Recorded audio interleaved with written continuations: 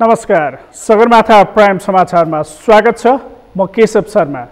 सुरुमा मुख्य समाचार। उपप्रधानमन्त्री तथा शहरी विकास मन्त्री राजेन्द्र महतोको पहिलो अभिव्यक्ति नै विवादमा। मधेसका केही माग पूरा भएको अध्यक्ष महन्त ठाकुरको भनाई। कोभिसिल्ड लगाएका 13 लाख नेपाली समयमै दोस्रो डोजको खोप लगाउन वञ्चित। कोभिसिल्डको बाँकी खोप कहिले आउँछ भन्ने अझै अनिश्चित। यो वर्षको मौसमी विपदको सामना गर्न पूर्व तयारी पूरा। केन्द्रदेखि स्थानीय तहसम्म छलफल। सुरक्षा सतर्कता अपनाउन अपिल। धानको ब्याड राखिसक्दा पनि सुर्खेतका किसानले रासायनिक मल पाउन सकेनन्। सहकारीकै मिलेमेतोमा व्यापारीले खुलेआम महँगोमा मल बेच्दै।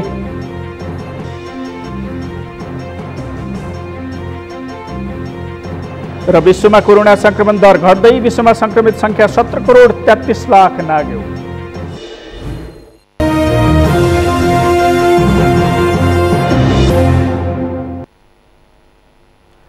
सगरमाथा प्राइम समाचार अब विस्तारमा।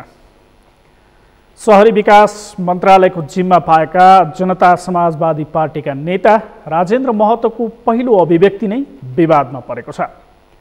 मन्त्रीको पदभार ग्रहण गर्दै उनले बहुल राज्यसहित मुक्ति आन्दोलन अघि बढाउने बताएका थिए। हिजो मात्रै प्रधानमन्त्री केपी शर्मा ओलीले नयाँ मन्त्री परिषद गठन गर्दै नेता महतोलाई शहरी विकास मन्त्रालयको जिम्मा दिएका थिए। जनता समाजवादी पार्टीको महन्त ठाकुर पक्षका 10 जना नेताहरूलाई मन्त्रीको जिम्मेवारी दिएका प्रधानमन्त्री ओलीले 7वटा मन्त्रालय भने आफ्नै नेतृत्वमा राखेका छन्। अमृतराज काफ्लेको रिपोर्ट। एमाले नेताहरूलाई दिएको जिम्मेवारी खोज्दै प्रधानमन्त्री केपी शर्मा ओलीले जनता समाजवादी पार्टीको महन्त ठाकुर पक्षका 10 जना नेतालाई मन्त्री नियुक्त गरेका थिए। नेता राजेन्द्र महतोको नेतृत्वमा सरकारमा सहभागी भएको ठाकुर पक्षले महत्त्वपूर्ण मन्त्रालयको जिम्मेवारी समेत पाएको छ। नेता महतोले शहरी विकास मन्त्रालयको जिम्मा पाएका छन्, तर महतोले पदभार ग्रहण गर्दै दिएको अभिव्यक्ति भने विवादमा परेको छ। उनले मुक्ति आन्दोलनको तयारीका लागि सरकारमा रहेर समेत काम अघि बढाउने बताएका थिए। देशमा एउटा वैकल्पिक एउटा शक्ति निर्माण गर्ने, तपाईको अधिकार पहिचान, सुशासन र समृद्धिको सवालहरू जुन पार्टीको एजेन्डा हो त्यो एजेन्डालाई अगाडि बढाउने, बहुल राष्ट्रिय राज्यको स्थापनाको लागि राष्ट्रिय मुक्ति आन्दोलनको तयारी गर्ने, यी कामहरू पार्टीको एजेन्डा हो। त्यो पार्टीको एजेन्डा पनि अगाडि बढाउँदै जाने र विगतका आन्दोलनका जुन माग मुद्दाहरू छन् त्यसलाई पनि सम्बोधन गर्दै लैजाने, त्यसको लागि हामी सरकारमा सहयोग गर्छौँ। अब पार्टीको माग मुद्दालाई लिएर हामी अगाडि बढेका हो। जो यससँग सहमत छैन, जो सरकार र सत्ताको लागि मात्रै होला या माग मुद्दासँग सम्बन्ध राख्दैन, उसलाई हामीले केही भन्नु छैन। हामी माग मुद्दालाई लिएर हिँड्ने हो। अब जो सहमत छैन त्यो त सहमति व्यक्त गर्न सक्छ, केही छैन। नेता महतोले भनेको मुक्ति आन्दोलनको अर्थ के हो भनेर त खुलाएका छैनन्, तर आफ्नो माग पूरा गराउन सरकारमा सहभागी भएको बताएका छन्। मधेस आन्दोलनका क्रममा जेल परेकाहरूलाई रिहा गराउन, घाइतेको उपचार र क्षतिपूर्तिका लागि पहल गर्न सरकारमा गएको उनको भनाइ छ। उनको अभिव्यक्तिलाई लिएर चौतर्फी आलोचना भइरहेको छ, तर सरकारमा उपप्रधानमन्त्रीको जिम्मा पाएका अर्थमन्त्री विष्णु पौडेलले सरकारको ध्यान अब चुनावमा केन्द्रित हुने बताएका छन्। हामी एउटा निर्वाचनको सम्मुख पनि छौँ। निर्वाचनको मिति निर्धारण भइसकेको छ। निर्वाचन लोकतन्त्रको प्राण हो। स्वतन्त्र निष्पक्ष भयरहित ढङ्गले निर्धारित समयमा निर्वाचन सम्पन्न गर्ने र लोकतन्त्रलाई नयाँ उचाइमा स्थापित गर्ने त्यो अभियान पनि हाम्रो सामनेमा छ। यी अभियानहरू पुरा गर्दै हामीहरू अगाडि बढ्छौँ। शहरी विकास मन्त्रालयको जिम्मा पाएका नेता राजेन्द्र महतोको अभिव्यक्तिको चौतर्फी आलोचना सुरु भएको छ। त्यसमा प्रमुख प्रतिपक्ष दलका नेतासहित सरकार चलाइरहेको दलकै नेताहरूले समेत आलोचना गरेका छन्। एमाले नेता वामदेव गौतम सहितका नेताहरूले नेता महतोको अभिव्यक्तिका विषयमा प्रधानमन्त्रीको जवाफ मागेका छन्, तर प्रधानमन्त्री केपी शर्मा ओलीले भने अहिलेसम्म आफ्नो धारणा सार्वजनिक गरिसकेका छैनन्। सगरमाथा टेलिभिजनका लागि क्यामेरामा केशव तिमिल सिन्हाका साथमा अमृतराज काफ्ले, काठमाडौँ। जनता समाजवादी पार्टीका अध्यक्ष महन्त ठाकुरले मधेसका माग मुद्दालाई प्रधानमन्त्री केपी ओलीले अघि बढाएकाले सरकारमा सहभागी भएको बताउनु भएको छ। शनिबार जसपा पार्टी कार्यालयमा नवनियुक्त मन्त्रीहरूलाई गरिएको स्वागत कार्यक्रममा अध्यक्ष ठाकुरले आफूहरूको केही माग पूरा भएको र केही माग पूरा हुन बाँकी रहेकाले सरकारमा सहभागी भएको बताउनु भएको हो। उहाँले आफूहरूले लामो समयदेखि राख्दै आएको मागलाई सकेसम्म पूरा गर्ने आश्वासन प्रधानमन्त्रीबाट आएको जिकिर गर्नुभयो। अध्यक्ष ठाकुरले रेशम चौधरीलाई लगाएको मुद्दा नागरिकता लगायतका विषय सरकारबाट सम्बोधन हुने क्रममा रहेको बताउनुभयो। उहाँले केही व्यक्तिले नागरिकलाई राष्ट्रियतासँग जोडेर हेरेका कारण समस्या देखिएको धारणा राख्नुभयो। होने पर शुरू से ही हम लोग को सरकार में आने का ओली जी का जो अभी का सरकार जो बना मतलब चुनाव के बाद जो सरकार बनी तो वो शुरू से ही हम लोग को आग्रह कर रहे थे कि सरकार में आइए सरकार में आइए। तो हमारा ये था कि हमारा मांग और मुद्दा आप प्रोसेस में लाइए तब हम विचार करेंगे सरकार में आने के लिए। और जब उन्होंने काम करना शुरू किया और कुछ स्टेप जो है आगे बढ़ाए तो हमें विश्वास लगा है कि बाकी काम भी वो कर सकते हैं। कार्यक्रममा जसपा वरिष्ठ नेता एवं उपप्रधान तथा शहरी विकास मन्त्री राजेन्द्र महतोले संविधानमा आवश्यक संशोधनको कामका लागि सरकारमा बसेर पहल गर्ने बताउनुभयो। आफूहरूको माग मुद्दालाई पूरा गर्नका साथै पार्टीको आगामी मिसन प्राप्तिका लागि पनि सक्षमताका साथ काम गर्ने उहाँले बताउनुभयो। महतोले पार्टी विभाजित अवस्थामा देखिएकाले निर्वाचन आयोगबाट वैधानिकता लिने स्पष्ट पार्नुभयो।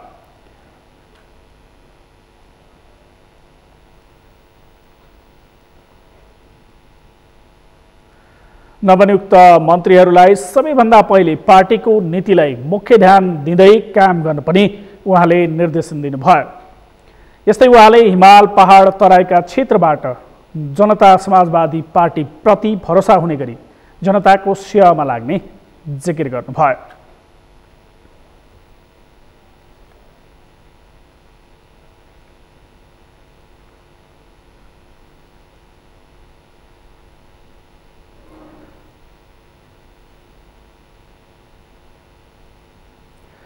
जनता समाजवादी पार्टी कामचलाउ सरकारमा सहभागी भएको छ।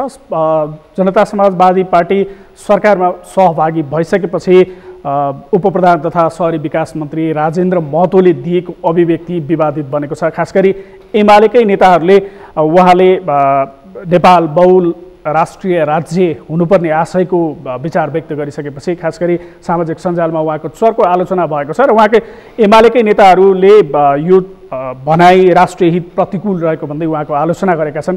यस विषयमा हामी विश्लेषक सिके लालसँग हामी जोडिँदैछौँ र थप जानकारी लिन्छौँ। यो भनाइले कस्तो आशय व्यक्त गरेको छ, यो भनाइको तात्पर्य के हुन सक्छ? सर, स्वागत छ सगरमाथा समाचारमा। धन्यवाद। यो उपप्रधान तथा शहरी विकास मन्त्री राजेन्द्र महतोको खास गरी पछिल्लो भनाइ नेपाल बहुल राष्ट्रिय राज्य बनाइनुपर्ने आशयको अभिव्यक्ति दिएपछि एमालेकै नेताहरूले पनि उहाँको चर्को आलोचना गरेका छन्। यो भनाइलाई कसरी लिन सकिन्छ? यसको दुईटा पक्ष हेर्नु पर्यो। एउटा त सैद्धान्तिक पक्ष र अर्को व्यावहारिक पक्ष। सैद्धान्तिक रूपमा हेर्ने हो भने उपप्रधानमन्त्री राजेन्द्र महतोको वक्तव्यमा कुनै गल्ती छैन, किनभने राष्ट्रको परिभाषा के हो भने राजनीति शास्त्रमा साझा व्युत्पत्ति, इतिहास, भाषा, संस्कृति एवं बसोबास क्षेत्र भएको जनसमूहलाई राष्ट्र भन्ने हो। त्यो हिसाबले उनको भनाई कि नेपाल बहुराष्ट्रिय हो त्यसमा कुनै शंका छैन। दोस्रो सैद्धान्तिक पक्ष के हो भने राष्ट्र ऐक्यबद्धता जनाउँछ, राज्य भनेको सार्वभौमिकता हो। उनले सार्वभौमिकतालाई चुनौती दिएका छैनन्, ऐक्यबद्धताको आधार चाहिँ फरक फरक छ भनेर चाहिँ औल्याएका हुन्। त्यो त नेपालको संविधानले मानेको छ। त जुन सङ्घको सीमाङ्कन छ त्यो 2 नम्बर प्रदेशको सीमाङ्कनको आधार गर्ने हो भने नेपालमा कम्तीमा 2टा राष्ट्र छ भन्ने सिद्धान्तलाई त स्वीकार गरेकै देखिन्छ। त्यसैले सिद्धान्ततः उनको वक्तव्यमा कुनै दुराशय देखिँदैन। अब व्यावहारिक पक्षमा आउँ। व्यावहारिक पक्ष के हो भने अहिले हामी प्रधानमन्त्रीय प्रणालीमा छौँ र उप प्रधानमन्त्रीको पद चाहिँ ठुलो देखिए पनि त्यसले खासै महत्त्व राख्दैन। नेपालको अहिले सर्वेसर्वा संविधानभन्दा माथि पुगिसकेका व्यक्ति प्रधानमन्त्री छन्। त्यसैले उनको वक्तव्यले खासै फरक चाहिँ पार्दैन। उनलाई एउटा आफ्नो औचित्य पार्टीको अगाडि साबित गर्नुको थियो कि हामी आफ्नो राजनीतिक कार्यक्रम चाहिँ पुरै परित्याग गरेका छैनौँ, पुरै चाहिँ घोडै टेकेर सरकारमा सामेल भएका छैनौँ भनेर देखाउनु थियो।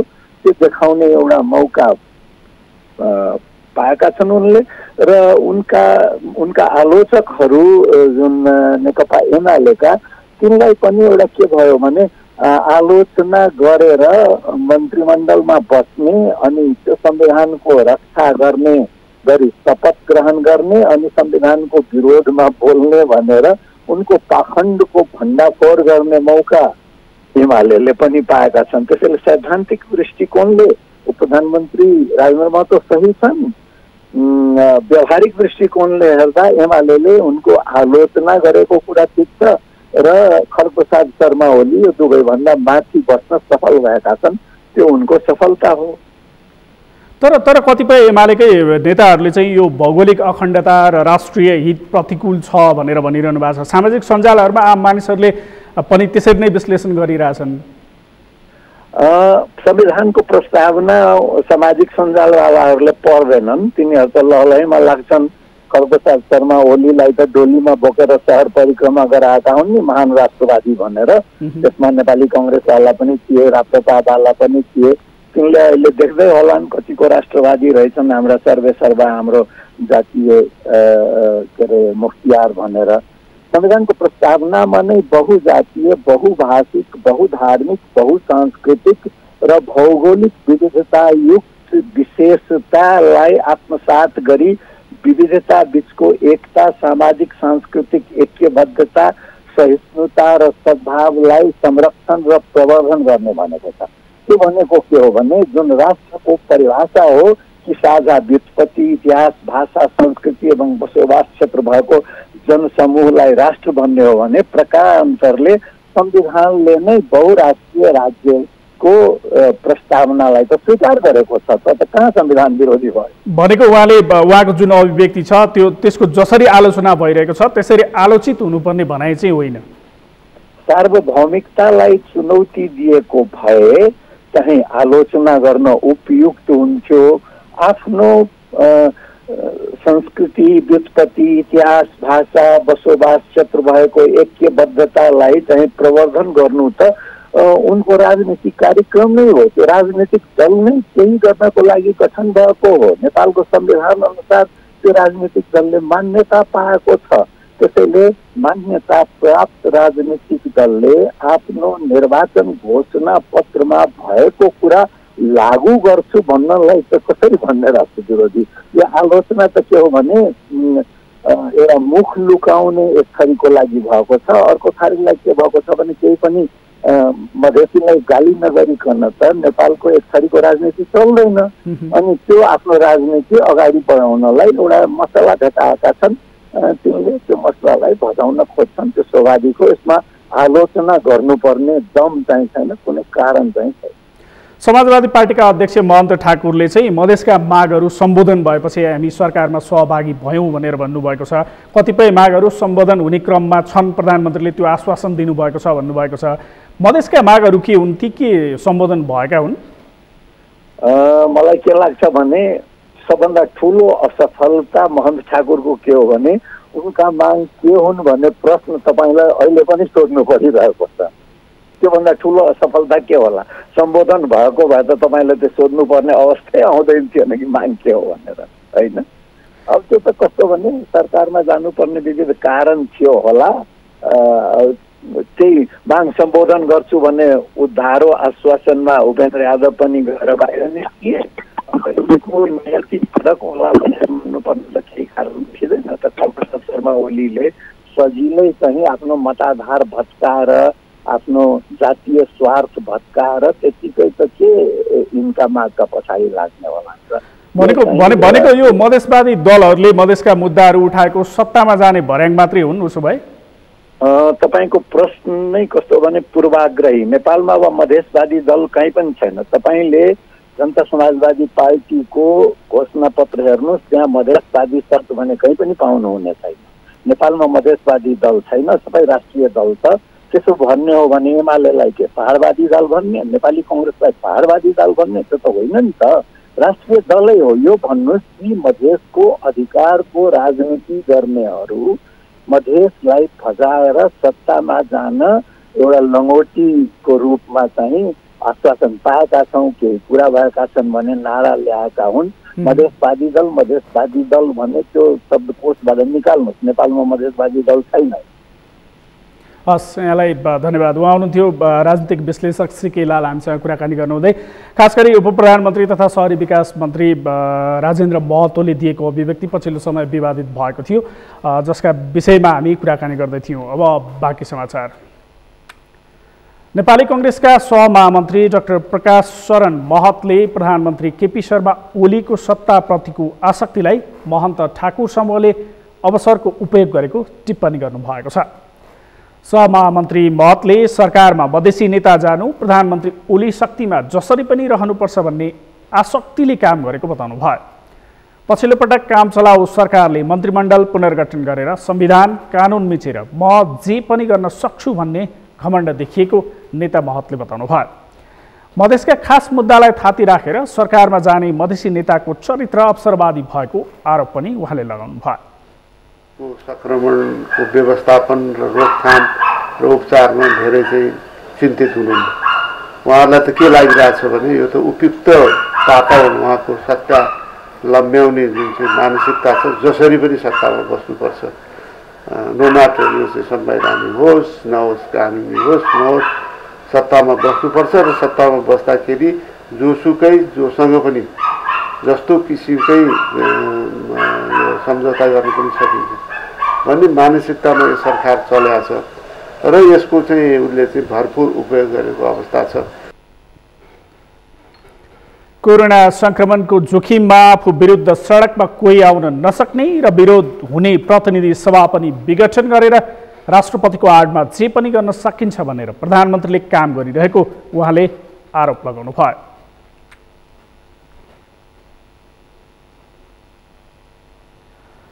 भारतले सम्झौता गरे अनुसार 10 लाख डोज कोभिसिल्ड खोप समयमै उपलब्ध नगराइदिँदा नेपालमा दोस्रो डोज खोप प्रभावित बनेको छ। पहिलो चरणको खोप लगाएर बसेका मानिसहरू समयमै दोस्रो डोज खोप लगाउन नपाउँदा अब के होला भन्ने चिन्ता थपिएको छ। अमृत ढकालको रिपोर्ट। झण्डै 13.5 लाख मानिस कोरोना भाइरस विरुद्धको कोभिसिल्ड खोपको दोस्रो डोज लगाउने प्रतीक्षामा छन्। तर कोभिसिल्ड खोपको दोस्रो डोज कसरी दिने भन्ने सरकारसँगै प्रश्न जवाब छैन। भारतसँग सम्झौता गरे अनुसारको 10 लाख डोज कोभिसिल्ड कहिले आइपुग्छ अझै निश्चित छैन। दोस्रो डोज खोप समयमै लगाउन नपाए पनि पहिलो डोजको खोपले 12 हप्ताभन्दा बढी काम गर्ने भएकाले आत्तिहाल्नुपर्ने अवस्था नरहेको स्वास्थ्य अधिकारी बताउँछन्। पहिलो डोज खोपले पनि धेरै सुरक्षा दिने भएकाले दोस्रो डोज खोप पर्खेर बसेकाहरूलाई धैर्य गर्न स्वास्थ्य अधिकारीले सुझाव दिएका छन्। तर कोभिसिल्डको बाँकी खोप कहिले आउँछ उनीहरूसँगै जवाब छैन। हामीले भनेको 12 हप्तापछि पनि लगाउन सकिन्छ हैन? हजुर। पहिले 8 देखि 12 हप्ता भनेका थियौँ, अहिले 12 हप्तापछि पनि लगाउन सकिन्छ भनेर हामीले सुनेको छौँ। यसले नराम्रो गर्दैन। पहिलो मात्राले पनि धेरै हदसम्म यो सुरक्षा दिन्छ हैन? हजुर। र सकेसम्म अब 12 हप्तापछि छिटो लगाउँदा राम्रो हुन्छ। अब एउटा खोपको अभावको कारणले र अब पछि पनि खोपले काम गर्ने भएको नराम्रो गर्छ अथवा बिग्रिहाल्यो भन्ने अर्थमा बुझ्नु हुँदैन र त्यस्तै छिटो हुँदैन। दोस्रो डोज खोप समयमै लगाउन नपाउँदा पनि शरीरमा नकारात्मक असर नहुने जिकिर छ बाल स्वास्थ्य तथा खोप सेवा स्वास्थ्य सेवा विभागका प्रमुख डाक्टर झलक गौतमको। पहिलो मात्र खोप लगाउँदा पनि शरीरमा रोग प्रतिरोधात्मक क्षमता बढ्ने भएकाले दोस्रो डोज खोपको पर्खाइमा रहेकालाई ढुक्क रहन उनले आग्रह गरेका छन्। शरीरमा पहिलो खोप लगाइसकेपछि प्रतिरोधात्मक क्षमता विकास गर्ने हो। त्यो एउटा निश्चित अवधिमा पुगेपछि घट्न थाल्छ होइन? हजुर। तर त्यो पुरै त्यस्तो निल हुँदैन।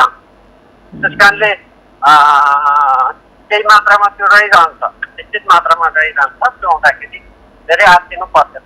भारतमा कोरोना संक्रमण दर तीव्र रूपमा फैलिँदै गएको र मृत्यु दर पनि बढेकाले सम्झौता अनुसारको 10 लाख डोज खोप समयमै प्राप्त हुन नसकेको स्वास्थ्य अधिकारीको भनाइ छ। तर कोभिसिल्ड खोप भारतबाट समयमै उपलब्ध हुन नसके पनि नेपाल सरकारले विभिन्न मुलुकसँग खोप खरिदका लागि संवाद र प्रयास जारी राखेको उनी बताउँछन्। हामीले सबै प्रयासहरू नेपाल सरकारले गरिराखेको छ सबै तहको प्रयासहरू भइराखेको छ। हामीले कोभिसिल्डको हकमा एस्ट्राजेनेका जुन र अक्सफोर्ड जुन कम्पनीको फर्मुलाबाट उत्पादित खोपहरू ती खोप हामीले प्राप्त गर्न सक्यौँ भने कोभिसिल्डको विकल्पमा ती खोपहरू दिन सक्यौँ। हालसम्म कोभिसिल्ड र भेरोसेलको पहिलो डोज लगाउनेको सङ्ख्या 21 लाखभन्दा बढी छ। त्यसमध्ये 7 लाखले दुवै खोपको दोस्रो डोज पनि लगाइसकेका छन्। तर त्यसको झन्डै आधा सङ्ख्या अहिले पनि दोस्रो डोजको खोपको प्रतीक्षामा छ। उनीहरूलाई समयमै दोस्रो डोज खोप दिन नसक्नु सरकारी कमजोरी भएको विज्ञहरू बताउँछन्। विश्वभरि खोपको हाहाकार भएको अवस्थामा सरकारले आफूसँग उपलब्ध खोप दुवै डोज लगाउन पुग्ने गरी मात्रै पहिलो डोज दिएको भए यो अवस्था आउने थिएन। अर्को डोज दिन पनि आइहाल्ला नि भनेर दिएको खोपको दोस्रो डोज दिन नसक्दाको क्षति के सरकारले बेहोर्ला? प्रश्न अनुत्तरित छ। सगरमाथा टेलिभिजनका लागि क्यामेरामा सुरेन्द्र राउतका साथमा अमृत रकाल, काठमाडौँ। नेपालमा आज थप 5042 जनामा कोरोना संक्रमण पुष्टि भएको छ। देशभर गरिएको 11471 पीसीआर परीक्षणका क्रममा 3540 र 5343 एन्टिजेन परीक्षणका क्रममा 1502 जनामा कोरोना पुष्टि भएको स्वास्थ्य मन्त्रालयले जनाएको छ। यो सँगै नेपालमा कोरोना संक्रमितको संख्या 5,85,100 पुगेको छ। यस्तै कोरोनाका कारण थप 68 जनाको मृत्यु भएको छ। हालसम्म नेपालमा कोरोनाका कारण मृत्यु हुनेको संख्या 7,779 पुगेको छ। यस्तै थप 8,243 जना संक्रमण मुक्त भएका छन्। हालसम्म नेपालमा 8,84,373 जना संक्रमण मुक्त भएका छन्। हाल 92,928 सक्रिय संक्रमित आइसोलेसनमा र 730 जना क्वारेन्टिनमा छन् भने हालसम्म 31,32,591 पीसीआर र 66,889 एन्टिजेन परीक्षण गरिएको मन्त्रालयले जनाएको छ।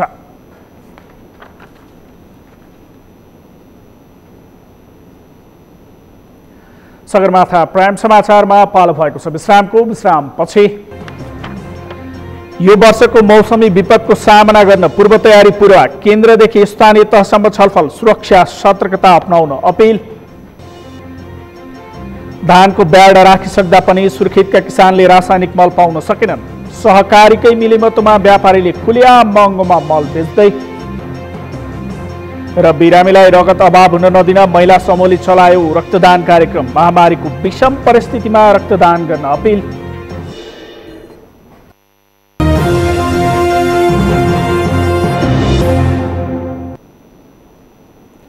विश्रामपछि सगरमाथा प्राइम समाचारमा स्वागत छ। अब बाँकी समाचार। राष्ट्रिय विपद जोखिम न्यूनीकरण तथा व्यवस्थापन प्राधिकरणले यस वर्षको विपदको सामना गर्न पूर्व तयारी गरिरहेको बताएको छ।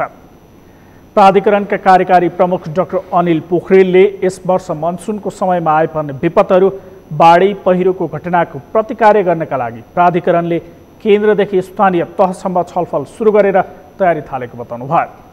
कोभिड संक्रमणको जोखिम सहरबाट गाउँ गाउँ पुगेको अवस्थामा विपदको उद्धारमा खट्ने जनशक्तिलाई संक्रमण हुनबाट कसरी बचाउने भन्ने चुनौती रहेको प्रमुख पोखरेलले बताउनुभयो। विपदमा उद्धार व्यवस्थापन गर्न पहिलो पक्ष स्थानीय सरकार भएकाले र अहिले स्थानीय सरकारहरूले विपद पूर्वको काम गरिरहेको पनि प्रमुख पोखरेलले बताउनुभयो। सरकारले विपदको समयमा खट्ने वर्गको पहिचान गरी खोप लगाउन सके काममा सहज हुने उहाँले बताउनुभयो। नेपाल रेड क्रसका भोलिन्टियर्सहरू जुनहरू छन् उहाँहरूलाई समेत यो प्रोटोकलको बारेमा हामी जानकारी गराएका थियौँ। त्यही अनुभवलाई नै हामीले यो वर्ष हामीले पालना गर्नुपर्ने हुन्छ एक।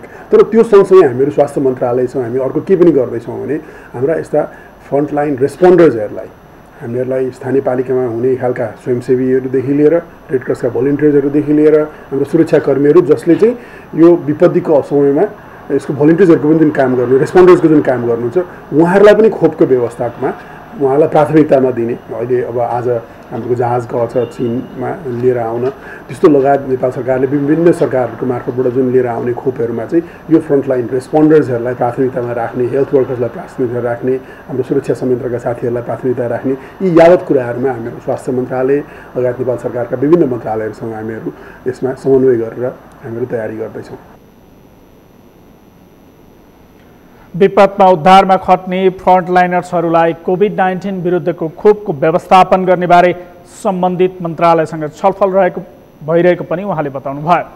यस वर्ष विपदका घटना बढ्न सक्ने सम्भावना रहेको भन्दै उहाँले जोखिम कम गर्ने सम्बन्धमा पूर्व तयारी थाल्न पनि सबैको ध्यानाकर्षण गराउनु भएको छ।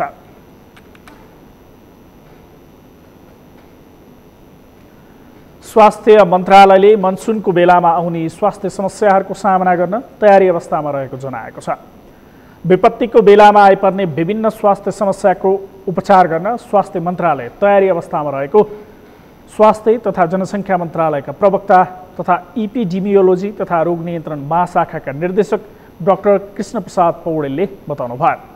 वर्षायाममा डेङ्गु, मलेरिया, झाडा पखाला, ज्वरो लगायतको स्वास्थ्य समस्या आउने भन्दै उहाँले ती समस्या समाधानका लागि स्वास्थ्य मन्त्रालय तयारी अवस्थामा रहेको बताउनुभयो।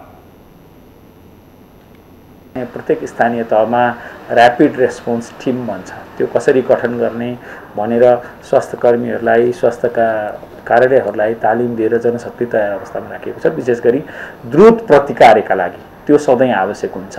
विशेष गरी यस्ता महामारीजन्य रोगहरू भए, किनभने यो बाढी पहिरो भएपछि पानीका मूलहरू दूषित हुने, पानी दूषित हुने र झाडा पखाला, ज्वरो, आउँ, त्यसपछि मलेरिया अथवा डेङ्गी पनि बढी देखिने गर्छ।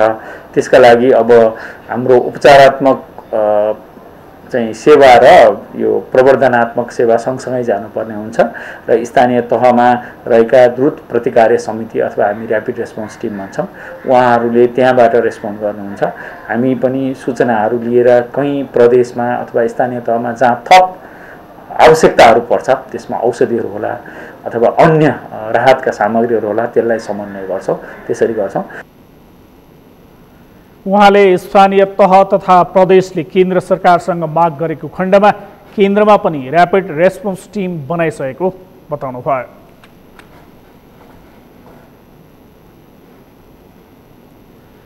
वर्षेबाली धानको ब्याट राखिसक्दा समेत सुर्खेतका किसानले रासायनिक मल पाउन सकेका छैनन्। स्वास्थ्य सुरक्षाका उपाय अपनाउँदै कृषि कार्यमा सक्रिय किसानले धानको ब्याट राखिसक्दा समेत मल खाद नपाउँदा चिन्तित भएका छन्। तर व्यापारीले भने बजारमा महँगो मूल्यमा मल बेचिरहेका छन्। सुर्खेतबाट बेलबहादुर खत्रीको रिपोर्ट। वर्खेबाली धानको ब्याड राखिसक्दा समेत सुर्खेतका कृषकले रासायनिक मल नपाउँदा चिन्तित हुन थालेका छन्। कृषि सामग्री संस्थानदेखि सहकारी संस्थासम्म पुगेर मल खाद पाउने गरेका किसानलाई यसपालि पनि कोरोना महामारीले सृजित अवस्थाका बीच मलखादको जोगो गर्न समस्या भइरहेको छ। यो वर्ष प्री मनसुनले साथ दिएपछि खुसी देखिएका किसानहरू धानको ब्याड राखिसक्दा समेत मल नपाउँदा चिन्तित बनेका छन्। हामीले समयमा मल नपाउँदा बिउ राख्दासम्म पनि मल नपाउँदा हामीलाई घाममा दौडधुप गरेर सहकारीमा 2-3वटा सहकारीमा पनि नपाएर हामीलाई स्वास्थ्य भेग्नु परेको छ। बजारमा व्यापारीले सहकारीकै मिलेमतोमा खुलेआम महँगोमा मल बेचिरहेको भए पनि मल आपूर्ति समितिले नदेखेझै गरेका कारण किसानलाई सरकारी अनुदानको मल चाहिएका बेला पाउन नसकेको कृषकको गुनासो छ। यहाँ सहकारीले यो वडा बेच भन्छ, त्यहाँ पुग्यो त्यो सहकारीमा मल छैन, यहाँ मल छ दिन पाइँदैन। कति समस्या किसानलाई घुमाइदिएको छ यहाँ। अनि त्यहाँको सहकारी लगेर बिचमा मल बेचिदिन्छ। यी कति घटना छन्, कति घटना छन्। यिनी घटनाहरूलाई पनि हाम्रो यहाँको प्रशासनले राम्रोसँग हेरिदिनुपर्छ। कोरोना संक्रमण रोकथामका लागि स्थानीय प्रशासनले जेठ 25 गतेसम्म लागू गरेको निषेधाज्ञाका कारण ब्याङ्किङ कारोबार बन्द भएकाले मलखाद दिन नसकिएको जिल्ला कृषि सहकारी सङ्घको भनाइ छ। कृषि सामग्रीमा फोन गरेर बुझ्दा यसमा चाहिँ छ भन्ने खबर चाहिँ इन्फर्म चाहिँ भइरहेछ। तर ब्याङ्कमा चाहिँ पहिला चाहिँ आइतबार, मङ्गलबार, बिहिबार खुल्ने भनेको चाहिँ अहिले फेरि रुटिन चेन्ज भएर ब्याङ्क चाहिँ बिचमा चाहिँ बन्द भइराख्ने भएको कारणले गर्दा हामीले चाहिँ ब्याङ्कमा पैसा डिपोजिट नगरेसम्म हामीले बिल काट्न नसक्ने, हामीले मल चाहिँ आफ्नो सहकारीमा ल्याएर बेच्न नसक्ने भएको कारणले गर्दाखेरि चाहिँ गाह्रो भएको छ। किसानहरू चाहिँ दैनिक रूपमा आइराख्नु भएको छ आजभोलि, तर पनि यो लकडाउनको कारण र ब्याङ्कमा पैसा डिपोजिट गर्न नसकेको कारणले चाहिँ किसानहरूलाई धेरै दुःख शास्ति भएको छ। सुर्खेतमा अनुदानको मल पाउनका लागि कृषि सामग्री कम्पनीको नाममा रहेको इन्भेस्टमेन्ट ब्याङ्कमा रकम जम्मा गर्न पर्ने नियम छ। गोदाममा मल रहे पनि निषेधाज्ञाका कारणले बन्द भएको ब्याङ्किङ कारोबारलाई सञ्चालन गराउनतर्फ पहल भइरहेकाले केही दिनमै कृषकलाई मल उपलब्ध गराइने कृषि सामग्री कम्पनी लिमिटेडको भनाइ छ। वैशाखसम्म चाहिँ वितरण गरेकै हो हैन। त्यसपछि चाहिँ के भयो भने हाम्रो चाहिँ ब्याङ्कले नै 15 दिन चाहिँ सिल गर्यो। बीचमा ब्याङ्ककै कर्मचारी चाहिँ कोभिड भएर त्यहाँ चाहिँ काम भएन अनि त्यसपछि हामीले पनि बन्द गर्न बाध्य भयौँ। फेरि अब राष्ट्र ब्याङ्कको निर्देशनअनुसार चाहिँ 1 दिनको अन्तरमा चाहिँ ब्याङ्कले कारोबार गरिरहेको थियो। त्यो हुने क्रममा चाहिँ सबैलाई हामीले दिन सकेका छैनौँ।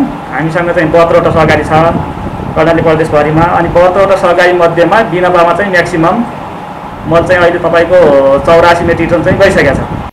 सुर्खेतमा करिब 30,000 हेक्टर क्षेत्रफलमा धान खेती गरिँदै आएको छ। मनसुन सक्रिय भएसँगै धानको ब्याड राखिसकेका किसानलाई माग अनुसारको रासायनिक मल उपलब्ध गराउनतर्फ सम्बन्धित पक्षको ध्यान पुग्न आवश्यक देखिन्छ। सगरमाथा टेलिभिजनका लागि सुर्खेतबाट दिलबहादुर खत्रीको रिपोर्ट। म्याग्दीको रघुगङ्गा गाउँपालिका 2 भगवतीको साझा पानीका युवाहरू कोरोना संक्रमण नियन्त्रणका लागि गरिएको निषेधाज्ञाको फुर्सदको समयलाई विकासमा लगाएका छन्। अध्ययन पेसा व्यवसाय गर्न बजारमा बस्दै आएका युवाहरू गाउँ फर्किएर सिंचाई आयोजना निर्माणमा जुटेका हुन्। म्याग्दीबाट सन्तोष गौतमको रिपोर्ट। म्याग्दीको साझा पानीका युवाहरूले कोरोनाबाट जोगिएका निषेधाज्ञाको फुर्सदको समयलाई रुईसे सिंचाई आयोजना निर्माणमा उपयोग गरेका हुन्। सामान्य अवस्थामा विकास निर्माण र खेतीबाली लगाउन मजदुरको अभाव हुने गरेको थियो। निषेधाज्ञाका कारण गाउँका युवाहरू फुर्सदिला भएकाले सबैलाई अवसर दिन समूह बनाएर काममा लगाइएको छ। 15-15 जनाको 3वटा समूह बनाएर स्वास्थ्य सुरक्षा मापदण्ड पालना र दूरी कायम गरेर 3-3 दिनका दरले नहर निर्माणमा परिचालन गरेको उपभोक्ता समितिले जनाएको छ। रोजगारी सिर्जना आम्दानीको अवसरका साथै उपभोक्ता समितिलाई बाहिरबाट मजदुर ल्याउनुपर्ने समस्या हटेको छ। युवाहरूलाई पनि एकदमै फाइदा भइरहेको छ। अब यो लकडाउनको टाइममा युवाहरूलाई पनि एकदम सजिलो तरिकाले काम गरिरहेछन्। एकदम युवाहरू पनि खुसी छन्। यसमा चाहिँ युवाहरूलाई धेरै धेरै फाइदा छ। किसानलाई त त्यसै फाइदै छ। युवाहरूले झन् एकदमै खुसी साथ काम गरिरहेछन्। काम पनि अघि बढिरहेको छ। लकडाउन भए पनि त्यही नै हो। खानेपानी जलस्रोत तथा सिंचाई विकास डिभिजन कार्यालय म्याग्दी मार्फत चालू आर्थिक वर्ष 77-78 मा विनियोजन भएको 18,87,000 र उपभोक्ताको 3,07,000 बराबरको श्रमदानबाट आयोजना निर्माण हुन लागेको हो। करिब 470 मिटर नहर, 400 मिटर पाइप जडान, 7वटा कलेक्सन च्याम्बर र 1वटा बीपीटी निर्माण गर्ने लक्ष्य छ। पाइप जडान, कलेक्सन च्याम्बर, पीपीटी र खरभिर खण्डमा 300 मिटर नहर निर्माण भइसकेको छ। रुईसेमा मुहान फुवाईको यस आयोजना गत आर्थिक वर्षदेखि निर्माण सुरु भएको थियो। पहिलो वर्ष कार्यालयको 19,21,730 रुपैयाँ अनुदान र उपभोक्ताका 2,17,000 रुपैयाँ बराबरको श्रमदानमा मुहानमा इन्टेक, नौली बराहामा 1वटा कलेक्सन च्याम्बर र 250 मिटर नहर निर्माण भएको छ। आयोजनामा चाहिँ अघिल्लो अब 76-77 मा नौली बरा भन्ने ठाउँमा चाहिँ हामीले कलेक्सन च्याम्बर निर्माण गरेका थियौँ र त्यो उक्त आवमा चाहिँ 285 मिटर चाहिँ आरसीसी क्यानल लाइनिङ चाहिँ हामीले सम्पन्न गरेका थियौँ र यो आव 77-78 मा चाहिँ 30 लाख विनियोजन भएको बजेटभित्र रहेर चाहिँ हामीले त्यहाँ 400 मिटर जति एचडिपी पाइप क्यानल 110 mm को 4 केजी पर सिएमएसको प्रेसरको चाहिँ पाइप एचडिपी पाइप क्यानल निर्माण गरिसकेका छौँ। आगामी आर्थिक वर्षमा निर्माण सम्पन्न गर्ने लक्ष्य राखिएको आयोजनाबाट निर्माण भएको केही ठाउँको नहरमा पानी चलाएर सिंचाइ गर्न सकिन्छ। भगवतीको साझा पानी बुजबुजे, शान्ति, देउपुड, तिवाङ र दोप्ता गैराको 19 हेक्टर क्षेत्रफलमा सिंचाइ सुविधा पुग्ने जनाइएको छ। सिंचाइको अभावमा आकाशे पानीको भरमा खेतीबाली लगाउनु पर्ने समस्या थियो। सिंचाइ असुविधाले बाँझिएका जमिन प्रयोगमा आउने र नियमित खेती गर्न पाउने कृषकको अपेक्षा छ। एउटा समिति, मूल समिति गठन गरियो। समिति पनि हामी युवाहरूमै छौँ। अनि अब यो भनौँ न यो देशको परिस्थिति लकडाउनले गर्दा अब युवाहरू चाहिँ बाहिर थिए, कोही पोखरा कोही काठमाडौँ पढ्ने युवाहरू यहाँ आएर ग्रुप वाइज चाहिँ 14-15 जना 20 जनाको ग्रुप वाइज बनाएर अनि ग्रुप वाइजमै चाहिँ अब एक दिन एउटा ग्रुपलाई 3 दिन अनि रोटेसन, अर्को ग्रुप फेरि 3 दिन पछाडि, अर्को ग्रुप 3 दिन पछाडि त्यो रोटेसनमै चाहिँ काम लगाइराखिया छ। काम पनि निरन्तर चलिराखिया छ। अस्ति 3 दिन झरी परेर मात्रै रोकियो, अन्त काम चालु भइरहेछ। अब हप्ता 10 दिनमा कम्प्लिट। यसैगरी भगवतीको छिमेकी ओडा पिप्लेमा करिब 50 लाख रुपैयाँमा निर्माण भएको पिप्से सिंचाइ आयोजना सञ्चालनमा आएपछि 150 घरधुरी कृषकको 1000 रोपनी भन्दा बढी जमिनमा सिंचाइ सुविधा पुगेको छ। सगरमाथा टेलिभिजनका लागि म्याग्दीबाट सन्तोष गौतमको रिपोर्ट। निषेधाज्ञाका कारण बिहान बेलुकी छाक टार्न समेत गाह्रो परेका मजदुरहरूलाई हाम्रो टिम नेपालले राहत वितरण गरेको छ। उपत्यकाका विभिन्न स्थानबाट राहतका लागि आएका मजदुरहरूलाई 15 किलो चामल, 3 किलो दाल, 1 लिटर तेल राहत स्वरूप वितरण गरिएको हाम्रो टिम नेपालका अध्यक्ष विमल पन्तले बताउनुभयो। शनिबार मात्रै 400 भन्दा बढीलाई राहत वितरण गरिएको उहाँले जानकारी दिनुभयो। हाम्रो टिम नेपालले अप्ठ्यारोमा परेका श्रमिक मजदुर वर्गलाई निःशुल्क खाना खुवाउँदै आएको छ भने राहत पनि वितरण गर्ने गरेको छ।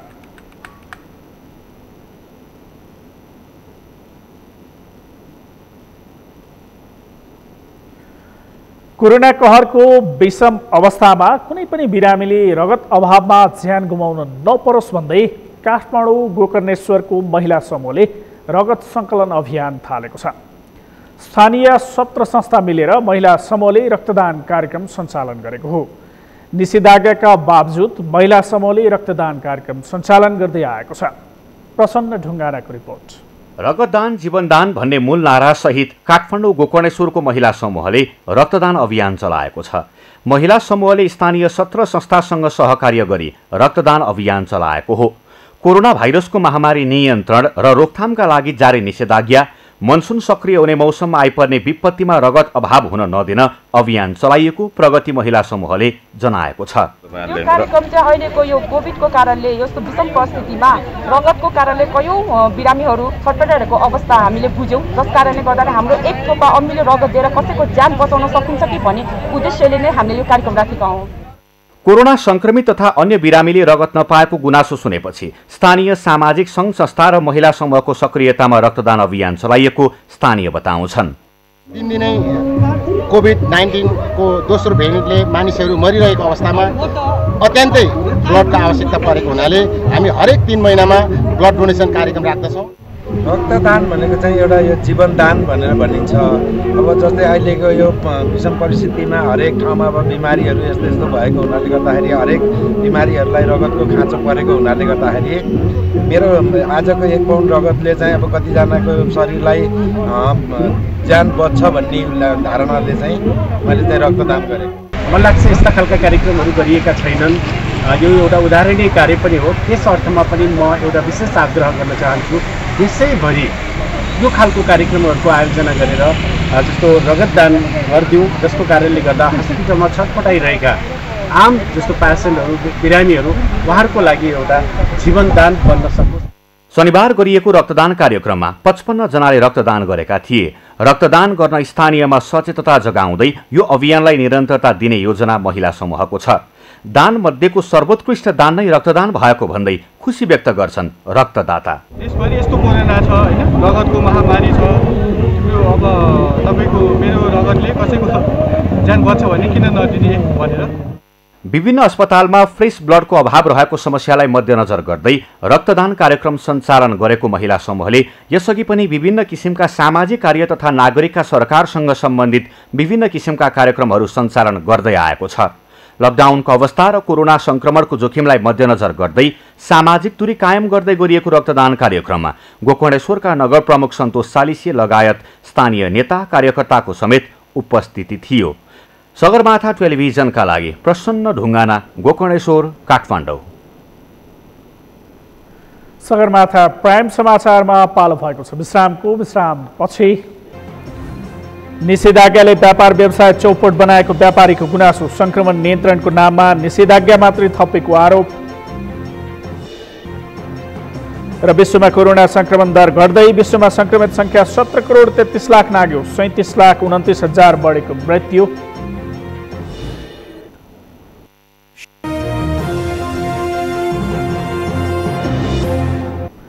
अब पालो अर्थ समाचारको। अर्थ समाचारका प्रायोजक हो आफ्नो विश्वास हो त्रिशक्ति सिमेन्ट। बाँकेका उद्योगी व्यवसायहरूले लकडाउन लामो भएको भन्दै चिन्ता व्यक्त गरेका छन्। 40 दिनभन्दा बढीको लकडाउनले आफ्नो व्यवसाय थला परेको, तर सरकारले लकडाउनको समयमा स्वास्थ्य तयारी केही नगरेको भन्दै उनीहरूले चिन्ता व्यक्त गरेका हुन्। बाँकेबाट मधु पौडेलको रिपोर्ट। बाँकेमा वैशाख 9 गतेदेखिको निषेधाज्ञा चौथो पटक बढाएर जेठ 24 गतेसम्म बनाइएको छ। निषेधाज्ञाको अवस्थामा कोरोना रोकथामको लागि सरकारले गर्नुपर्ने आवश्यक तयारी भने गरेको देखिँदैन। कोरोना संक्रमणलाई चेन ब्रेक गर्नका लागि लगाइएको निषेधाज्ञामा पीपीआर परीक्षण, कन्ट्र्याक्ट ट्रेसिङ लगायतका काम गर्नुपर्ने, त्यसो हुन सकेको पाइँदैन। लकडाउन मात्रै कोरोना संक्रमण रोक्ने उपाय नभएको भन्दै व्यवसायीले गरी खान पाउनुपर्ने माग उठाउन थालेका छन्। लकडाउन मात्रै व्यवसाय बन्द गरेर हुँदैन, अब कि सबै बन्द गर्नु पर्यो कि चाहिँ सबै खोलिदिनु पर्छ। सामाजिक दूरी कायम गरेर मास्क प्रयोग गरेर जुन एउटा चाहिँ यो नीति बनाएको छ राज्यले, त्यो नीतिले सम्पूर्ण व्यवसायीले कडाइको साथ पालन गराएर बजार खोल्नुपर्छ। र सरकार अहिले सरकार बनाउनमा लागेको छ। एक सरकारले अर्को सरकारमा नै खिच्ताउन लगेर जनता मरिरहेको छन्। जनताको दशा यो छ कि हामीलाई इन्जेक्सन छैन, यही सीमा पारी रुपैडियामा बोलाइ सुई लगाइरहेछन्। सरकारले लकडाउनको निरन्तरता दिँदै गर्दा कोरोना नियन्त्रणका अन्य उपायको भने खोजी भएको छैन। यसरी लकडाउन गर्दै जाने हो भने आफ्ना व्यवसायीको अवस्था दयनीय भन्दै उद्योगी व्यवसायी आक्रोशित छन्। हामीले लकडाउनलाई एउटा तयारीको रूपमा राज्यले लैजानुपर्छ भनेर हामीले पटक पटक भनिरहेको अवस्था पनि हो। लकडाउन हामीले करिब 1.5 महिना यो अवधिमा के तयारी गर्यौं भन्ने महत्त्वपूर्ण कुरा हो। र बीचमा जसरी चाहिँ तपाईको संक्रमण व्यापक रूपले माथि आयो र त्यो धेरै कन्ट्रोल भएर अहिले तल आइसकेको अवस्था छ र यसलाई अब हामीले चाहिँ लकडाउनलाई फेरि के भने जनतालाई घरमा बस्नका लागि मात्रै होइन के सरकारले तयारी, हस्पिटलको तयारी, बेडको तयारी, के को तयारी, मेन पावरको तयारी के गर्न सकिन्छ त्यसका लागि तपाईको लकडाउनको प्रक्रिया अगाडि बढाउनु पर्थ्यो। लामो समयको निषेधाज्ञाले व्यापारीहरूको रोजीरोटीमा समेत असर पर्न थालेको छ। पसलहरू बन्द हुँदा आम्दानीको स्रोत बन्द छ, जसले गर्दा ऋणको भार बढेको बढै हुँदा स्वास्थ्य मापदण्ड अपनाउँदै व्यवसाय खुलाउन उनीहरूले माग गरेका छन्। राज्यलाई हामीले चाहिँ सधैँ सहयोग गरिने रहने, तर राज्यले चाहिँ हामीले कहिले पनि सहयोग गरेको हामीले अनुभूत गर्न पाएको छैनौँ। किनभने यो पीसीआर टेस्टको मात्रा पनि बढाइएको छैन। अब अर्कोतिर चाहिँ तपाईँको चाहिँ कोरोनाको उसले गर्दाखेरि व्यापारीहरूलाई यो धेरै मर्का परेको छ। अब जस्तो ब्याजहरू हामीले छुट दिएको छैन, खालि हर्जाना छुट दिएछ। हर्जाना भनेको त तपाईँको तिर्दै गयो खप्टिँदै गयो भने त मान्छे आफै लिलामी पर्ने अवस्थामा पुगिन्छ। बाँकेमा पछिल्लो पटकको निषेधाज्ञामा केही परिवर्तन गरिएको छ। बिहान 7 बजेदेखि 12 बजेसम्म दैनिक उपभोग्य सामग्रीका पसलहरू खुल्न दिइएको छ। सगरमाथा टेलिभिजनका लागि बाँकेबाट मधु पौडेलको रिपोर्ट।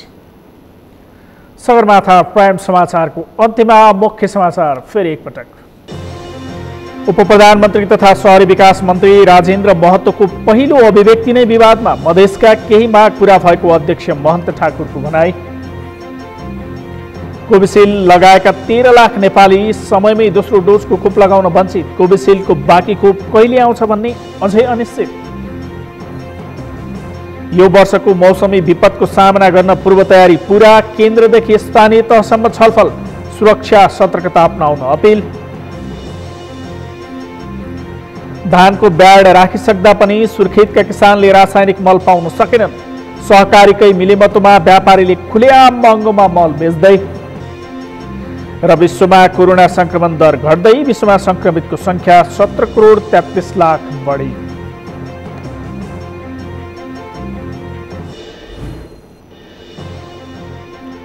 हवस् त, सगरमाथा समाचार अहिलेलाई सकियो। तपाईँ समाचार बुलेटिनका साथै सगरमाथा टेलिभिजनका सम्पूर्ण कार्यक्रम www.sagarmatha.tv मा पनि पढ्न र हेर्न सक्नुहुनेछ। साथै युट्युबमा youtube.com सगरमाथा टिभी नेपालमा हेर्न सक्नुहुनेछ। तपाईँ हामीलाई फेसबुकमा पनि facebook.com/htv नेपालमा फलो गर्न सक्नुहुनेछ। समाचारको शिखर, नेपालको गौरव, नेपालको पहिलो न्युज च्यानल सगरमाथा टेलिभिजन हेर्दै गर्नुहोला। नमस्कार।